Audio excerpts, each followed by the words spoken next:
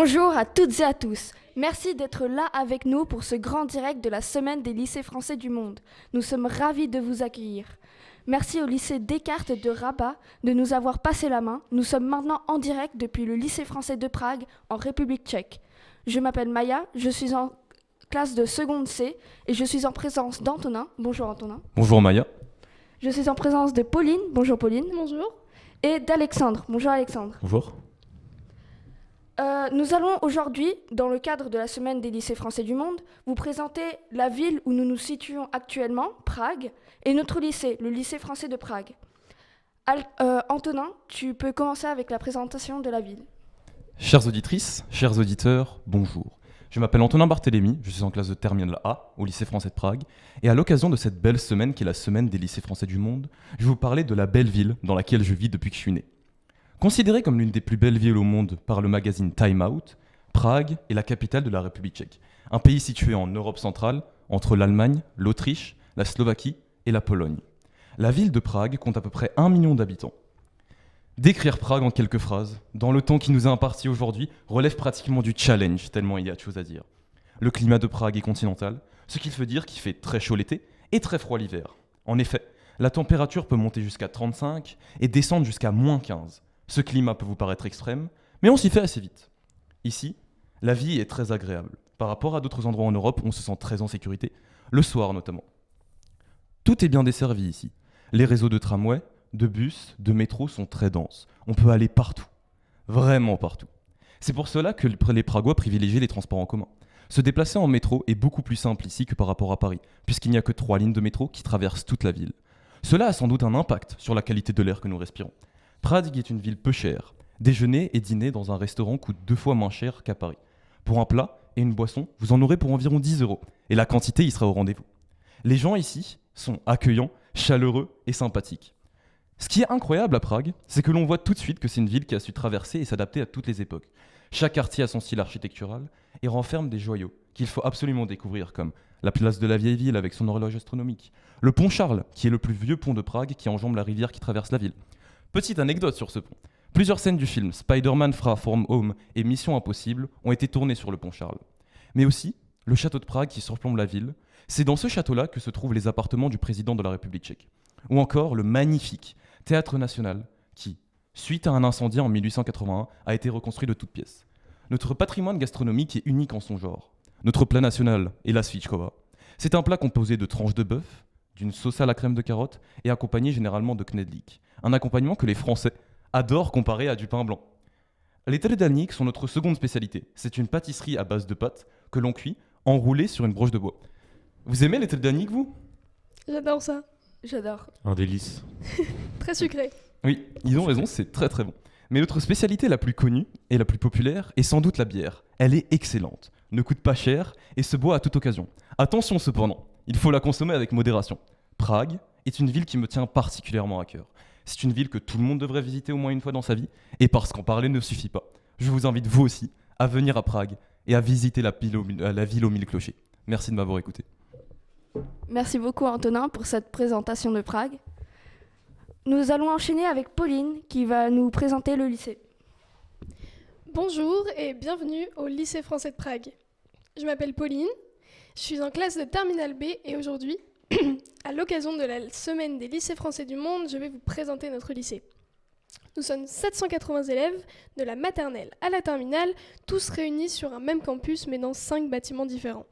Parmi ceux-ci, il y a un bâtiment réservé aux élèves de la maternelle, un autre bâtiment pour le personnel administratif, et les 3 bâtiments restants, reliés entre eux par une passerelle toute neuve, contiennent la salle des professeurs, les bureaux de la vie scolaire, des salles de classe, un grand gymnase, 2 bibliothèques, une salle de motricité et une cantine.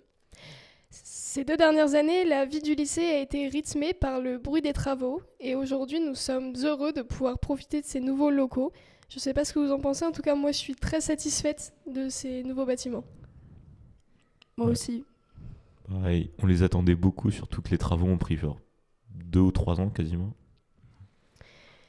L'atout majeur du lycée est sa diversité. Diversité culturelle, ethnique, religieuse et linguistique.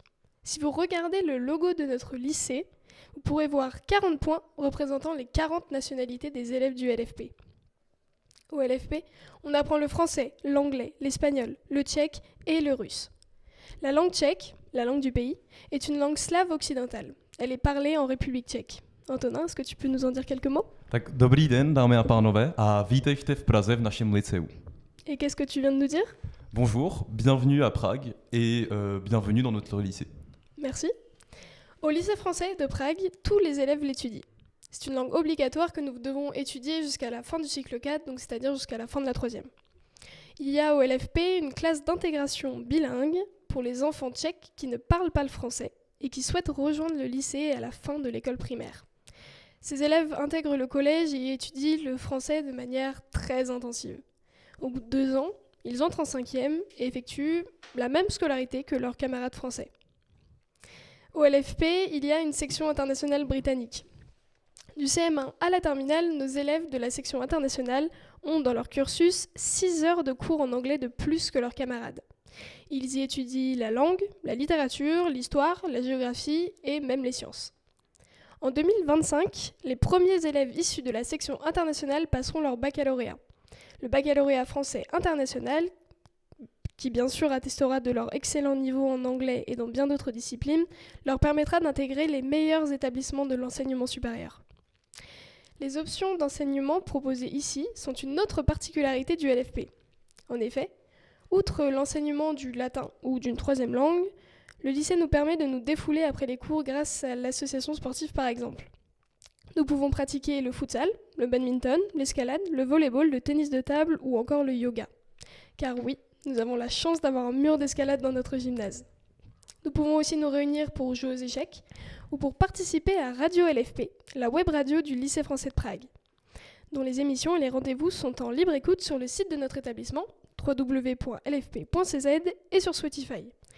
C'est justement à ce titre que nous participons tous les 4 au live de la semaine des lycées français du monde dont le thème est cette année « S'informer dans un monde connecté pour former citoyennes et citoyens éclairés ».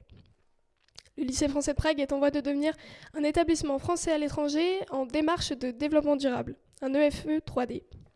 Les élèves du LFP sont très impliqués dans la protection de l'environnement et le thème du développement durable nous tient très à cœur ici. Nos acteurs principaux dans ce domaine sont nos éco-délégués. Et les éco-délégués du LFP 3D sont très motivés et commencent déjà à mettre en place des initiatives qui pourront aider notre établissement à s'inscrire dans une démarche éco-responsable. De plus, avec les actions auxquelles il participe et qu'il organise sur le plan sportif, le LFP est labellisé Génération 2024 pour les Jeux Olympiques de Paris en 2024. Je vous remercie de votre écoute et je vais repasser la parole à Maya. Merci beaucoup Pauline pour la présentation du lycée français de Prague. Alexandre va maintenant parler des différentes actions qui s'y passent. Bonjour à toutes et à tous, je m'appelle Alexandre, je suis en classe de Terminale A au lycée français de Prague. Nous allons vous parler aujourd'hui des actions qui rythmeront la semaine des lycées du monde au sein du lycée français de Prague. Le LFP est un établissement qui bouge, c'est un établissement très dynamique. Ici, il se passe énormément de choses, et cela tout le temps. C'est surtout le cas lors de grands événements et des grands rendez-vous de l'AEFE, tels que la semaine des lycées français du monde. Ce direct, préparé par la quinzaine de web reporters et web journalistes de Radio LFP. La web radio du lycée français de Prague en est une bonne illustration. La traditionnelle nuit du volleyball est un autre exemple de tout ce qui se passe ici. À l'occasion d'une soirée a lieu un tournoi de volley pendant lequel élèves et enseignants s'affrontent. Cette activité renforce le sentiment d'appartenance au LFP. Elle rapproche tout le monde et contribue considérablement à l'amélioration du vivre ensemble. Nous avions d'ailleurs, lors de la nuit du volley de l'an dernier, réalisé un podcast de cette soirée où organisateurs et participants avaient été interviewés et on peut réécouter ça sur Radio LFP. Tout de suite, on se replonge dans cette soirée avec un extrait du podcast. Qui constitue votre équipe ? Eh bien, en général, des amis et aussi un nouveau joueur. Philippe. Deuxième Philippe. Timothée. Lucas. Gabriel. Alors, il y a tout d'abord Yacoub, un géant de phénomène extraordinaire. Ensuite, il y a Melchior Bellon-Grenier et il y a Yann Otian et Armand Blua. Est-ce un choix stratégique ou amical ? Les deux. C'est sympa de jouer avec eux et de gagner. Amical. Très clairement amical. Ouais, on n'est pas stratégique du tout. Pour ce tournoi, vous êtes-vous beaucoup entraîné ou comptez-vous sur le talent ? On s'est entraîné un peu Un peu entraîné. Ouais. On s'est entraîné pendant le cours de PS. Noah et moi, on s'est beaucoup préparé. Simon un peu moins et Maxime un peu moins. On compte très clairement sur nos entraînements de volley hebdomadaires et nos talents. On sait pas. Talent. Pratiquez-vous le volleyball ou un autre sport à l'extérieur du lycée? Volleyball et un autre sport. Ouais. Et d'autres sports aussi, mais volley. Voilà, on pratique du step, ça nous aide beaucoup. Ouais, pour le beaucoup de volley. steps, beaucoup de création artistique Oui, aussi. surtout ça. Tous Ouais, les tout jours. ça. Tous les jours, création artistique, on adore ça. Quel est votre bilan depuis le début de la soirée? Ah, c'est bien, on a juste perdu contre une équipe qui est du même niveau que nous, mais on va aller défoncer à la finale. Ouais, c'est ça. On a gagné 2 matchs pour perdre 2 d'affilée aussi. On est la pire équipe ici. C'est surtout très sympathique, c'est un moyen de se réunir avec des amis en fin de soirée, surtout après une épreuve aujourd'hui parce que les secondes hispanophones ont fait la certification d'espagnol à l'Institut Cervantes. Donc c'est bien après une journée difficile de pouvoir se réunir entre amis et faire une activité sportive. Quels sont vos objectifs? S'amuser. Ouais, s'amuser. De ne pas être dernier. Finir dernier. Ouais. Mais déjà, on a atteint notre objectif, du coup, peut-être ne pas finir avant-dernier non plus. Est-ce que vous avez un cri de guerre? Les bras cassés! Merci beaucoup. Comme vous avez pu l'entendre à travers cet extrait, ce fut vraiment une très belle soirée et une soirée mémorable. Arbricole est un autre exemple de tout ce qui se fait ici. Arbricole est une action qui mêle art, chant et écologie. Elle consiste à aménager un espace de création artistique dans la cour du lycée qui sera inauguré par une chorale. L'exposition mettra en avant des drapeaux qui illustreront la volonté de notre établissement de former et de célébrer des citoyens du monde informés, connectés et responsables. Climat et société sont les thèmes des mini-conférences données par des élèves du lycée cette semaine. À l'heure de l'information, mais aussi de la désinformation, sur quelle source s'appuyer pour construire son propos n'est pas une chose facile, même avec des outils tels qu'Internet.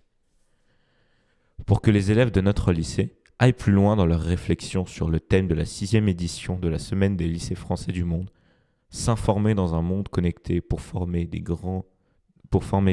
citoyennes et citoyennes éclairés, une question a été posée aux plus grands d'entre eux, par le professeur de philosophie du LFP. Qu'est-ce qui fait autorité aujourd'hui, et notamment auprès des nouvelles générations? Les élèves de première ont planché sur le sujet. Écoutons donc ensemble la capsule philosophique de Willem, un élève de première A. Qu'est-ce qui fait autorité aujourd'hui dans nos sociétés en général et auprès des jeunes générations en particulier? Tout au long de l'histoire de la race humaine, nous avons été influencés par des voix, des groupes, des acteurs, des textes, etc. qui ont conduit les hommes et les femmes. On peut considérer la société comme l'union des individus, et comme le veut la loi de la nature, certains marquent le groupe plus que d'autres. C'est une question intéressante à se poser de savoir qui fait autorité dans chaque société qui a traversé le temps et l'espace.